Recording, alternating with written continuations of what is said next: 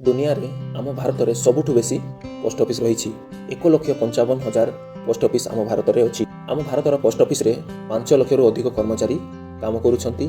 आउ आम भारतर पोस्ट ऑफिस कर्मचारी उपरे 20,000 करोड़ रु अधिक बजेट तांको ऊपर खर्च हुए। आम सबुठु बड़ पोस्ट ऑफिस मुंबई स्टेट रे रही।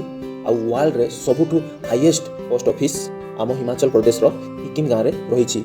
सही पोस्ट ऑफिस 4,400 मीटर पर्यंत लंबी।